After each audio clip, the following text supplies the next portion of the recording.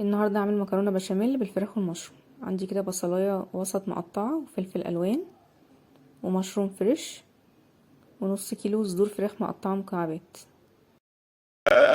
صوري جوع. في طاسه كده على النار هحط البصل، اكتر حاجه بتحتاج سوا. هديله لفتين كده في الزيت هيدبل معايا. هحط الثوم برضو الفه لفتين. هحط المشروم ما بيحتاجش سوا كتير. وبعدين اخر حاجه هنزل بالفلفل الالوان وهقلبه كده شويه.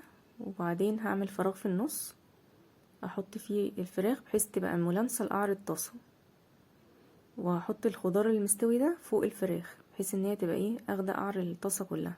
هرش رشه فلفل اسود وهفضل اقلب لحد ما المكونات دي كلها تستوي، لان مفيش مرحله تانية للسوا، مش هدخلها الفرن.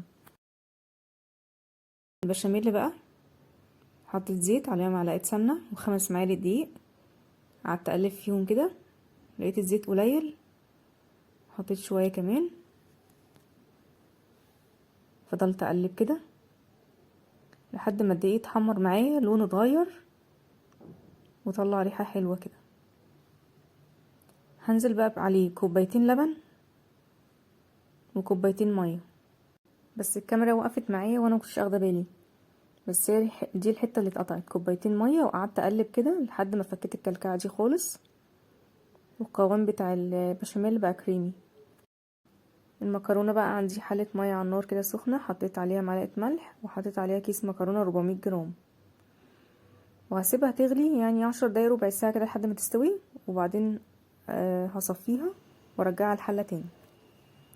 البشاميل اللي بقى عندي حطيت مكعب مرقه كده مفتفت، وحطيت فلفل اسود، وكان عندي جبنه بالقشطه.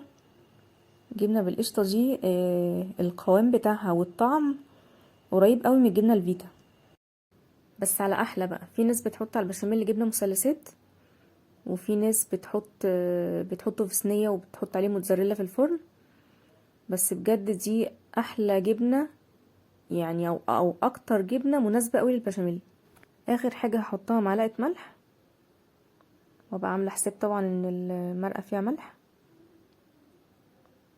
وبعدين هديله ضربه كده بالهاند بلندر لزوم الوسوسه بس يعني.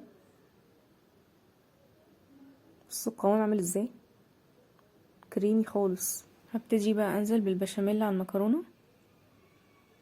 حطيت كده حبه صغيرين وقلبت عشان اشوف هتحتاج قد ايه، بس طلعت الكميه مظبوطه بالظبط يعني.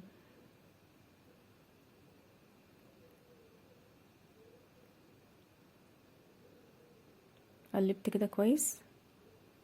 طبعا سبت يعني زي معلقتين كده في الحل عشان اكلهم حاف، طبعا زي ما الناس كلها بتعمل. هحط بقى الفراخ والمشروم على المكرونه واقلبها كده تقليبه حلوه.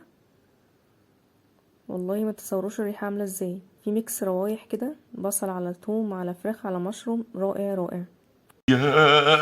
والله جوعت تاني. دلوقتي هغرف، وطبعا لازم رشه فلفل اسود على الوش وبس.